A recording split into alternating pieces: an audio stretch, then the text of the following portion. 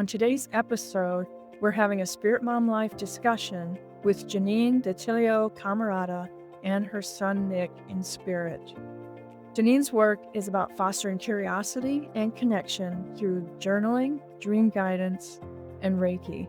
She's also an author of 7 books, fiction and nonfiction. We're talking about what it really means to be connected and in relationship with your children in spirit, how to release all the stuff that doesn't serve our highest good, and how to find the courage to live life filled with meaning, purpose, and even joy now that our children walk in the spiritual realm. It's not about moving on, it's about moving deeper into love, into spirit, into who we're becoming. So wherever you are in your journey, Janine and I hope this conversation brings you comfort, clarity, and connection. Janine, welcome to the podcast. Thanks. So happy to have you here. Would you just start by telling us a little bit about your son, Nick? Nick was, in physical form, very charismatic, buoyant young boy, and always getting in the middle of things. And people just really resonated with him, were kind of drawn to him. He had this beautiful smile. And there's actually a picture of him up there on the wall. And he had the long eyelashes that everyone just loved, and these deep brown eyes. And he just made people laugh. He was very, very joyful, very caring, and people loved being around him. And so we were very connected. I have always felt that from the beginning, we had this soul thread together. We're kind of the same person, but he just had this enthusiasm in his life over everything that he did, and the curiosity. Oh, that's beautiful. Let's talk about, maybe tell us one of the first experiences that you had feeling his presence after he transitioned. Yeah, so Nick transitioned when he was 13 years old. He passed from leukemia. It was a very quick and tumultuous 4 months. So we were really thrown into chaos from the beginning of this diagnosis. My younger son, Stefan, was actually the first one to dream of Nick. I'm a big dreamer, and I've always, from a child, had connections with dreams, precognitive dreams. And so Nick came to him as Spider-Man, like he was upside down in our living room, kind of came in front of him and said that he would always be there. And so I started having dreams of Nick picking up a phone, and this was 2008, so there were flip phones, still having the house phone, or he would go on the computer and type to me. So he was trying to tell me technology, because he wanted to be a tech teacher. So technology was a way. The phone rings, you pick up the phone, no one's there. That's me. He was trying to express, these are the ways that you can connect with me through dreams. Or on the radio, one of the songs that he loved would just pop on. And so those are the first ways that I would connect with him. One of the biggest messages that Nick always sends is through a hawk. And he loved birds, and hawk was his spirit animal. A hawk would fly like within my vision, or I'd see one just kind of circling right above me. And I would just get that feeling of, okay, I can go another day. I can move forward. He's with me. Yeah, I love what you said about these are the ways he's going to connect. And he let you know that. And Levi was the same way. He let us know how he was going to be connecting. And I think that we have to be open and listening. And there's a lot of ways to do that. And you probably practice that in your journaling as well. Yeah. And especially we think about grief, it's this weight that kind of covers this connection that we have to our loved ones. It's almost like a disconnect. And so it's very hard when you can't get through that grief to feel it. And that's why very often other people who may not have that tight connection say, hey, I dreamt of Nick last night, or I saw this, and it reminded me of him. Through journaling, I have journaled for most of my life. I've journaled to my boys when I was pregnant with Nick. I've kept a journal for 30 years to them. And the journaling ended up being my pause place to hold me when I didn't know where to turn to. I could saying the same things over and over to people, how I just was devastated. And there's only so many times you can keep telling people the same thing, right? So my journal held me to just release the emotions, to ask the questions. How can I talk with you? What are you doing? Where are you? And so I would ask him these questions and then look for signs and synchronicities of, oh, okay, I asked this question and he answered it. This is how he answered it. So I started to use my journal as a way to connect with him, in addition to the dreams, in addition to whatever signs and synchronicities were out there. Yeah, you bring up some really good points because Levi began to send me messages through other people. I would ask a question or I would just have a feeling around him. And within days, one of his friends would respond to that. And I think learning how to be aware and open and listening.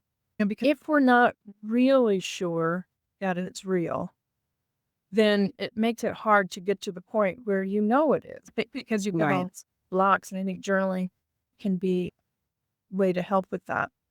Yeah, and writing that down. I asked this question and then its friend popped in. And I also like to, some people don't like it, but I like to reflect back on my journal. So if I look back over the month and I start seeing all these different synchronicities. So, and then I also think when I have that sign, how am I feeling? Where am I feeling it in my body? And like I say, trust your gut. When you get goosebumps, when you get that, I get like a swirly feeling in my belly when I know things are that was Nick.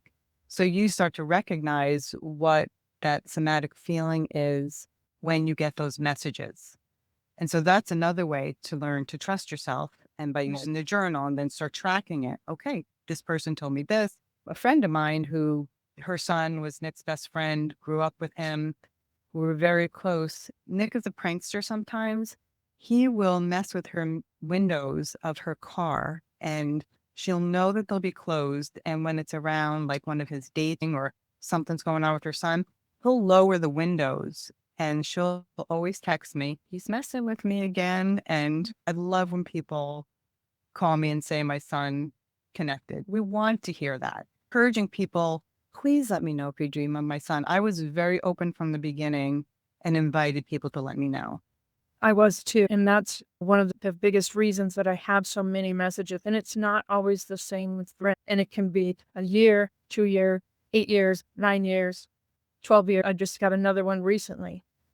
I teach about building a spiritual practice. And I think of everything in life as a practice. And it's absolutely cool that you write down what you asked for and when it came in. When you start building that catalog of signs and messages, it built your belief. And it's your sign dictionary. Like I do, I teach dream guidance and I help people connect with their loved ones through dreams. So there's a lightning dream work process that you can also use in your journal. And it's on my Substack digital magazine. It's called Dream Travel. If you track your dream dictionary, okay, Nick responded to me with computer. So what is it about the computer? Maybe I get an email that's something that's totally connected to Nick. Once you start building up that dream, you start writing your dreams down, then it's almost like the dream guides are saying, okay, she's listening. I'm going to send her another message. It's just like anything. It's like writing, playing the piano, doing sports. You have to build your spiritual practice with your child. But when you say to somebody, when you say to them, you got to write all this down. You've got to write all the signs and messages that you receive. They might not think of it as a spiritual practice, but it truly is.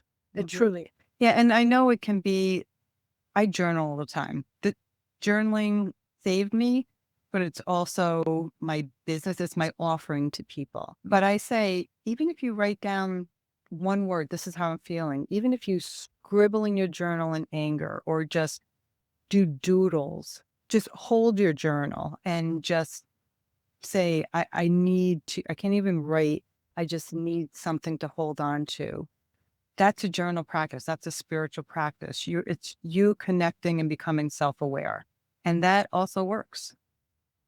Absolutely. Connecting and becoming self-aware. I love it. Has your connection changed and deepened over time? I'm sure it has, but maybe you could describe that for moms who are just in that is it real kind of stage. Right. It definitely has changed. I have found Nick has transitioned, spent 17 years. And over the years, I have struggled big time. I've had moments of clarity where we're very connected. But I would say over the past year, definitely within the last 6 months, our connection has grown and deepened. So the journaling, the dreams, signs and synchronicities, but lately I've been doing automatic writing with Nick, which is basically for me is I have my little journal that I use for him. And I was writing to both my boys in the same journal for years. And someone who I do Reiki with, she suggested that Nick wanted you to do a separate journal to him. So I will write to him, I'll ask a question. And before I do that, I sit and I meditate and I just sit with my feelings, take deep breaths, and I write the question. And Nick always shows up on my right shoulder.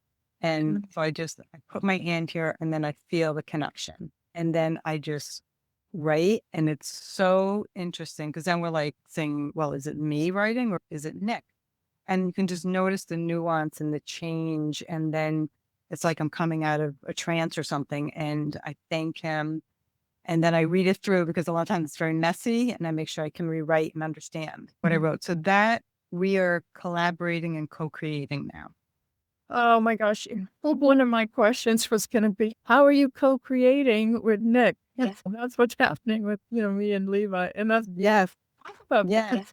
Last January, I was having a lot of health problems. And so since then, I've had to change how I'm eating. I've had to get a lot of rest, take time for me. And that opened up space for me to write with Nick.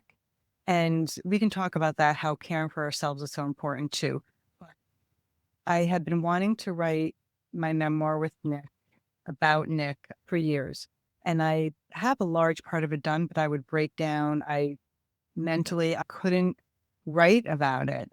It was just too vulnerable. And so together we've been writing about, well, what is this memoir about? And I'm at this place now where it's called Letters to My Son from Lost to Hope.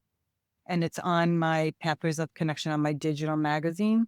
It's all about going through his journey and how to live a life of hope and joy, even in the midst of your pain, even in the midst of your grief, and how we can put the grief aside to feel that connection with our child. And I love how you said, you don't get over a loss like this. You walk alongside the grief, and how you said, you go deeper, find deeper meaning. And so through writing together, and I'm going to have to figure out how to do this because he's writing it just as much as I am. So we are writing it together, and I feel him over my shoulder. It's like a warm hug when that human side of me, it's just too much, and I feel the pain of the loss. I have experienced something so profound, and it's called a spiritually transformative experience. And that was at year 9. And at year 9, I've been receiving messages and having a relationship with Levi since the beginning. He started talking right away.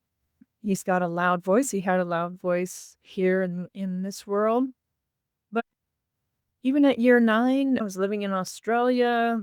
It was in COVID. There was in lockdown. I didn't have met anyone, and I wanted to throw myself in front of the train. And then one morning, I woke up and it just washed over me, and I could feel his joy, and I knew, every cell in my body knew that all the signs and all the messages, all the contact had been sent deliberately, actually, by Levi. It was an actual relationship. And I'll share a little story. It talks to how you can actually be in relationship with your child. We just moved to this island in the Gulf of Mexico. I was setting up house, and walk around talking to Levi. That's my thing to talk to Levi. I talk to him out loud in my mind, whatever.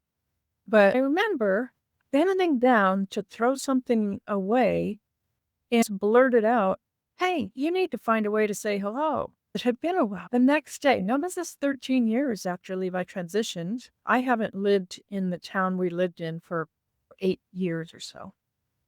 One of his friends, who I hadn't heard from in about 2 years, sent me a message of a picture. Levi always sent hearts of a heart on the mountain. But what he wrote was, "Levi says hi." I've got Phil. That Yeah. relationship that you can build with your child, and it's so important because from that moment of that spiritual transformative experience, I haven't been the same. I'm just a deep connection, deep relationship with them. And I don't really experience the grief of it. There might be some moments of sadness immediately followed by him going, "What you doing?" Because it's so good. I've had this relationship with Nick the whole time, especially when I think it was in the first few months after he transitioned. My younger son, Stefan, was 11, and I was holding him on the bed, just lying down. I think we were trying to go to sleep or something. And I was just so heartbroken. And I felt Nick hug the two of us. But there's also been times that, like, I forget, your ego gets in the way and you forget. And I also ran a foundation for 12 years for kids with cancer, financially and emotionally supporting them. And that was very hard. It was like I was putting myself into the situation over and over again. And that disconnected me for a while. So I think for any parent who is, okay, I felt them, but now I feel so sad and forlorn. What am I doing wrong? You're not doing anything wrong. We're in a physical body. We're souls living in this physical body. And sometimes our physical bodies, we feel that pain. And on milestones, any special occasions, you're going to feel that. But then it's almost like your child's away at college or your child lives around the world and you don't get to see them all the time. And so you miss them. I'm like, oh, I wish they were here for this. So have grace and patience with yourself too. Those feelings are okay. And lean on your journal, lean on a friend, whatever it is that helps you care for yourself, because it's so important to care for yourself. Because if you don't care for yourself, you don't have that clarity to have that relationship and connect. Yeah. And when you, especially in the beginning, in those first number of years, self-care really takes a hit. Though it's something that I think took me actually a couple of years to really want to connect with other people, other moms. I hid away for the first couple of years around it, but you are feeling that you could interact with other moms. There's just so many places to find that. And I love that you're doing your memoirs from Nick on your Substack. It's another way. If you're not, and I'm speaking to spirit moms here who might be listening, if you're not really available to interact, there's so many things that you can do on your own with support. And I think your memoirs for Nick would be one of those. And it's just so important for me to form community and just to connect in any way that supports someone for their highest and best good. It has to feel supportive for them. So if someone wants to, and I put on there, I'm writing about Nick's journey. So yes, it's difficult, but I always weave through hope. That I want people to know, no matter how dark and blue you feel, there is always hope. And so I wish that my Substack for people to be that space where they can reach out. This resonates with me because I'm feeling low, and just to hold space for people. That's sometimes all we need. No one wants us to fix them, right? I don't want people to say, well, you should try this and this. I'm like, I don't want your advice. I just want you to hold space for me. Hug me. Just say, I'm sending you love, whatever it is. We just need to be held. It's my ethics not to give advice. Even as a mother who has a child on the other side, I don't say, oh, I know how you feel, because I don't. I don't know how you feel.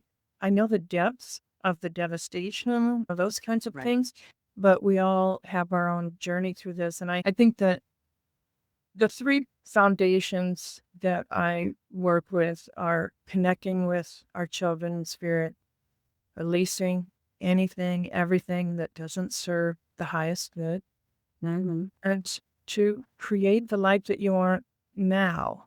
And so I think our conversations kind of come to that. Let's talk about methods and practices for releasing things that just aren't serving you.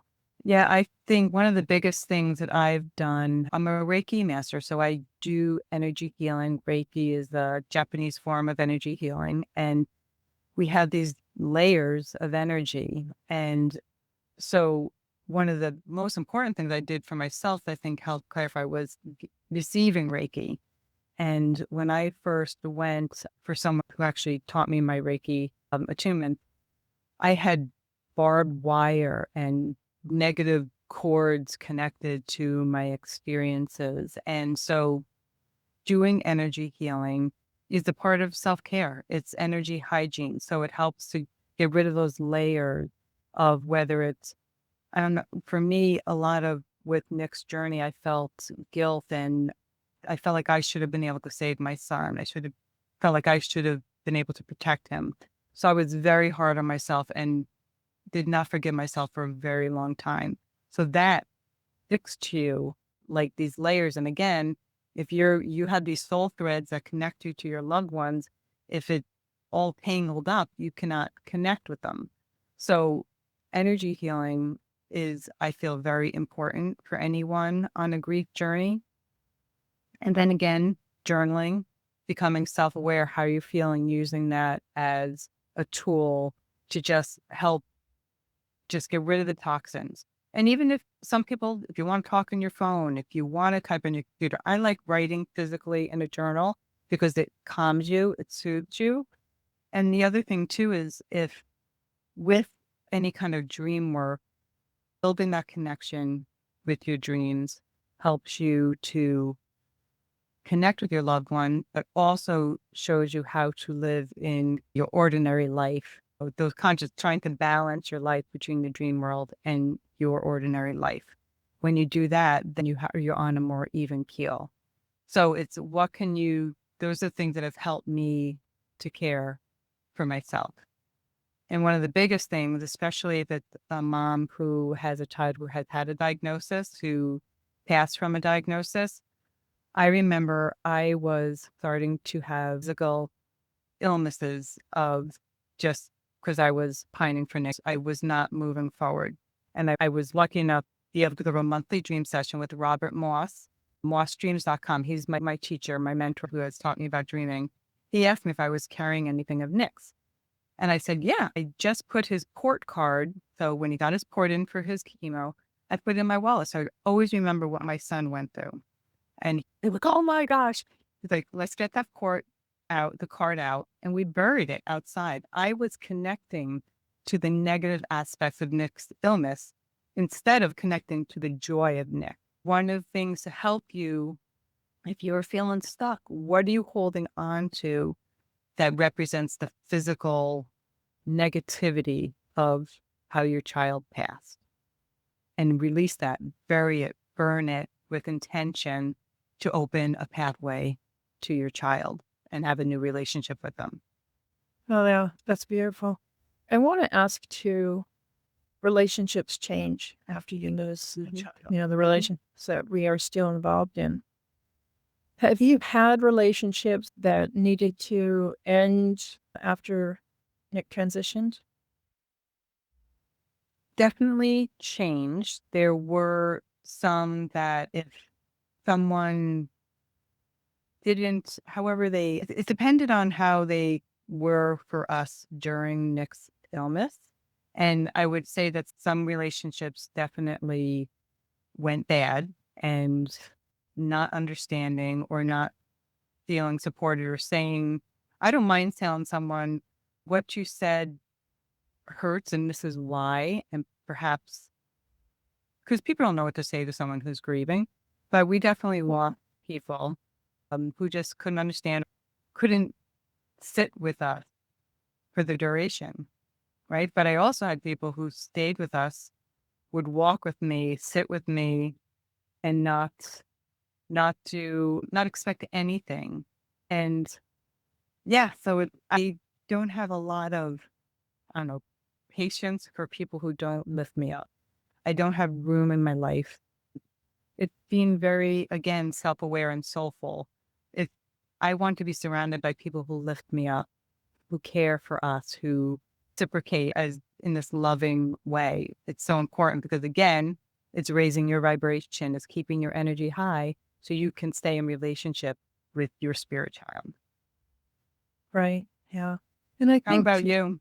oh, yeah, I let some people go. And it's not, you don't have to go, hey, you hurt me and I'm letting you go. No, I just let Right. them go. And I had an epiphany because I think you can walk around, especially in the beginning, with resentment.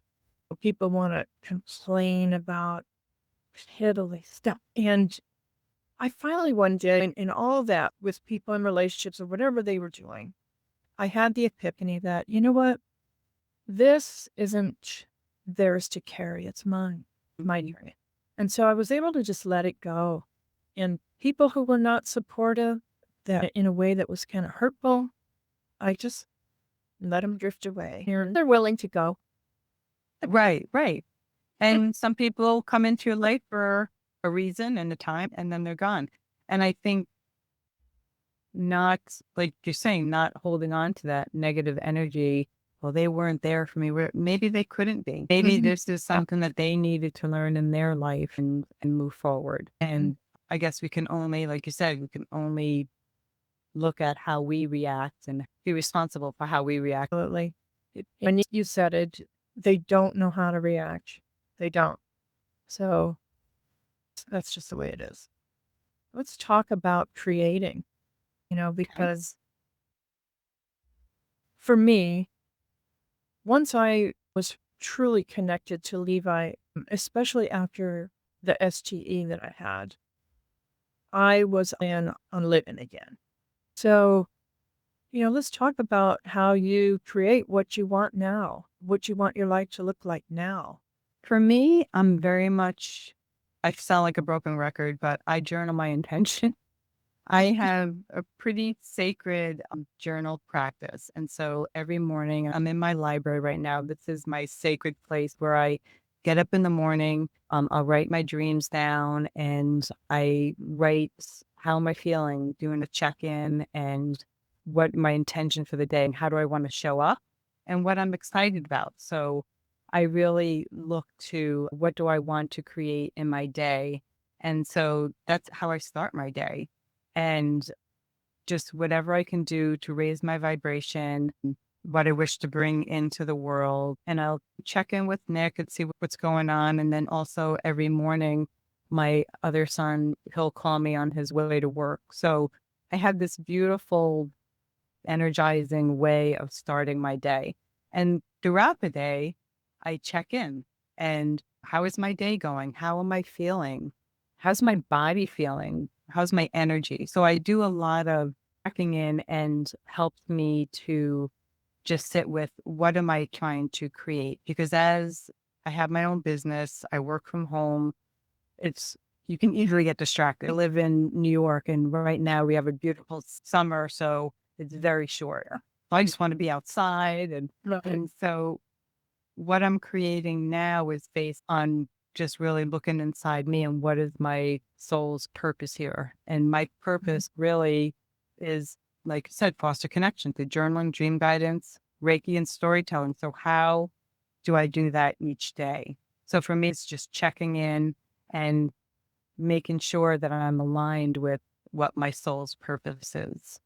I'm out on the beach every morning before the light even hits. So even way before sunrise, it's still dark out there. I watch the world light up.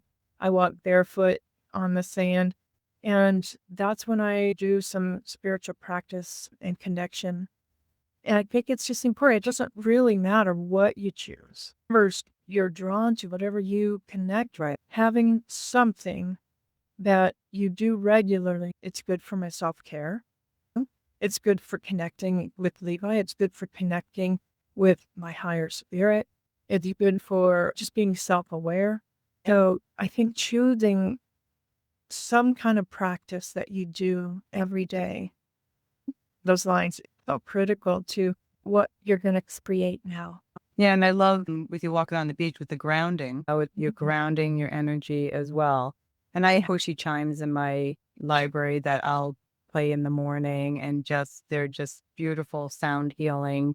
Mm. And it's just connecting to your spirit. It's like you said, it's connecting to your higher self. And it may change. Like I've done other things where I'd wake up, I still do like a 5-minute meditation because I do all this other writing. But for a while, I was doing deep meditations, and some maybe changes with the season. It's really just listening to yourself and that self awareness. How are you feeling and what's fueling you right now? If you live with someone else, like when I first started doing this morning work and called it my attunement, my son was still living with us because it was during COVID. And they would be like, well, what's for breakfast or what are you doing in there? And so I had to be clear and say, I am caring for myself. This is my morning time, my morning ritual. So they called it the thing. So now, I mean, my son doesn't live at home anymore, but my husband will be like, are you doing the thing or do you want to eat? And I'll say, I'm doing my thing and it's respected. So being very clear with people who are grieving differently, right? Everyone in the household will grieve differently and holding space for how they do that, respecting that, but also voicing how you're grieving and what will help you. Yeah. And I like that you brought in what's resonating with you right now. Your practice will change over time. Things that you need for yourself right now, they're going to be different. And there's different practices out there in the world that people are going to resonate with. Yes. But they also are going to resonate with them at this time more than that time. Just really do some exploration. Is what I like to think. And when you find it, you'll know that this is what's helping me right now. Yeah. And I think in the beginning, my biggest thing was I was an exercise nut. I would be on the stair climber at the gym for hours listening. I listened to Bon Jovi's Lost Highway because it resonated with loss for me. Because I couldn't sit still. I couldn't sit in that stillness because if I sat in that stillness, I didn't think I could go on. It was too heavy. And our brains help us. If we took in all the grief at once, no one could survive it. It's too much, right? So you have patience with yourself. If all you can do is like, I'm running 10 miles a day because that's the only way I can get through each day. But eventually it's when you can take that deep breath and sit in that stillness and just calmness. That's when you start, yes, now I'm noticing my child. Now I'm hearing them. And it takes time. That brings a beautiful question to mind. And that's balancing the honoring of your child and living a life in the present. Talk about that. What immediately came to mind are the milestones. Nick's anniversary of his passing, July 4th was the day of his diagnosis, his birthday, holidays. It used to be that I just would cry when I was at family events. We would hold a space for it, and it just was so difficult. So what I've been doing for years is I write letters to Nick and I sit with him in the morning. I make sure I have that time and I write to him and I cry. Whatever it is that comes up, maybe I'll go to his spot at the cemetery and I'm just with him. I spend my time with him. He answers me. I feel the signs or I'll say, show me some signs. Like my younger son he's going to be 28. He just got engaged. So we had an engagement party for him. That morning I sat with Nick and I just show us a sign, whatever's going to pop up. So by having that relationship with Nick, I could be in joy with Stefan. I could just love his fiance and just be in connection with everyone there. As the night was settling down, we were all sitting outside. A cardinal starts flying back and forth. And I was just like, there he is. And so having that time in the morning, that separate time with him opens up that space for me to be with those I love in this world and be okay with it. It has helped me tremendously. Yeah. Your story reminded me of one that where Levi, it was so powerful. It was, I think, 7 years after he had transitioned, and my husband was getting his master's degree. And he went to school with all these kids who would have been Levi's age and even a little younger. Oh, wow. So then the day of graduation, and there's this big event, and there's all these people in with their families, and all these young people about to go off and live their lives. And Levi died from an overdose, which was shocking to everybody. Mm, And some people become addicts, some people get it 1 or 2 tries at it, and that's it. right. So, but from the moment he left, I focused on loving him. I never had any disappointment, anger. I didn't have those. I watched him love only. Well, here we are at this thing, and I remember just being washed over with this feeling of disappointment about the choices that he made. And then I got on with my day. This was also Mother's Day weekend. And so I just brushed it aside, forgot about it. But that night before I went to bed, I said, Levi, I would love to have a really message from you. So I wake up on Mother's Day, and his closest friend in the world, who's on the other side of the country, knows nothing about what I've asked for, sends me a message that he had a dream that Levi was writing, and he was saying how sorry he was for the choices that he had made. And I mean, Wow. it's so powerful how you connect with your child. And what you were saying reminded me of that story, but I also want to get back to the question I asked about balancing honoring your child and living. It's painful to watch a mom going through that, not being able to think it's okay to feel okay. And Right. Right. I think that's so important that we always say it's okay to not be okay.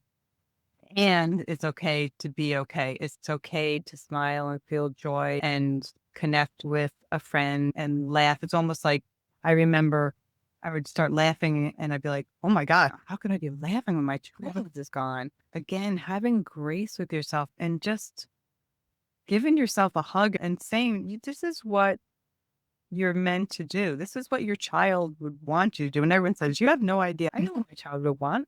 My child would want me to be happy. And especially when you start laughing and raising your vibration, that's when you start feeling your child even more. I got to cut in there because you said the word betrayal, and I have written about this. It's not a betrayal, it's a bridge. And you were just going into the bridge part. So Yeah. Yeah. And I learned this by being in that for so long. I lived with just not feeling like I could be happy, that I had this veil of just sadness over me for so long.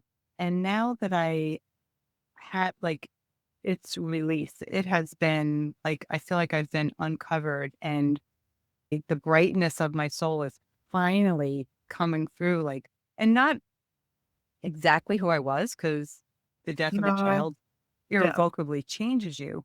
But as I am now, I live in joy because I have this relationship with my child. Exactly. Yeah. And that's the whole point of my work is once you know you're in connection and relationship with your child, it really does change everything about how you process grief, how you release stuff, how you create. Yeah, and that's really a big part of what I write too. And all my writing right now is on Substack, but I write about from grief to hope. I write about how my journey of how I didn't let go of the pain and the loss and how it really diminished me. It impacted my health tremendously. I'm kind of writing as I'm going and just really doing it instinctively and kind of what Nick pops in. And so it's really how to be in relationship with my child despite losing him and how I found myself, how I came back to me and a life of joy. I love how you said, and Nick will pop in because they absolutely will pop in. I just want to help facilitate that for moms out there who are looking for that connection. It's so real. I do too, because I've lived it. You have lived it. And so I think people connect more because we have lived it. If I see someone who was, I don't know, 10 years beyond where I am, and they're doing good. I'm like, okay, well, how did you do that? This is what I want to share with people. And you can be who you wish to be and not be encumbered by grief. You can put it aside and connect with your child. And when you know that you're walking beside, when you know that you're bringing them with you through the day, when you know that they're around, and you don't even have to say anything out loud or even words in your head.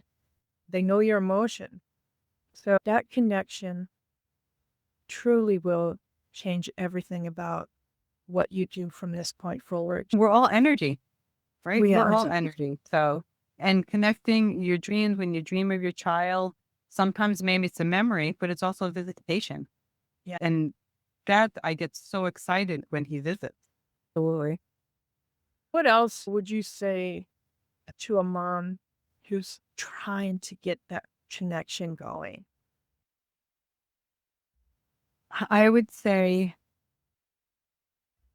have patience with yourself, love yourself, and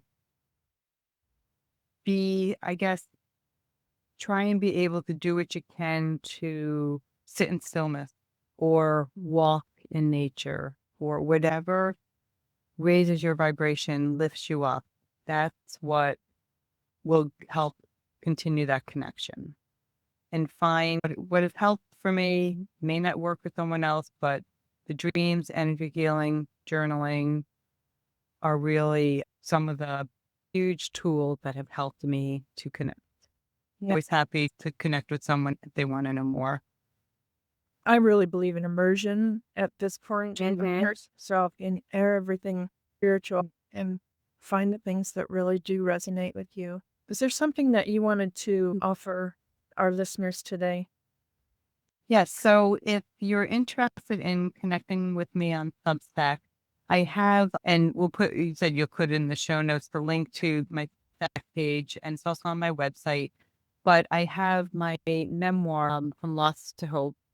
It is on my Substack behind a paywall. So I'd like to offer to everyone a 3-month subscription to that. And what I really love about having this community there is that you can ask me a question, you can write what resonates, and we can kind of collaborate a little bit and tell me about your child. I'd love to hear about your child. And it's a beautiful way to also connect with your child by writing to them. And let's just form a connection. And so I'd like to offer that. Jean, that's beautiful. And I just want to clarify what she's offering is a free 3-month subscription to her Substack. So I know you and I both know that I really appreciate that you're giving them 3 months because they might look at something and need to be gone for a month. Emotional. I will have that particular link in the show notes as well as other links to Janine's work so that you could get to know her more and connect with her. And Janine, I just want to thank you so much for joining us today. Thank you. Some beautiful insights. I just so appreciate your heart. And to our sister spirit moms who are listening, may you feel that connection and that presence of your child and release all the stuff that just no longer serves your path and begin to create the life you really want, Nicole. Right. Thank you for being here, and I think down the road we'll do some more, but for right now, everybody, you'll find all of Janine's links in the show note. Thank you. I enjoyed it tremendously.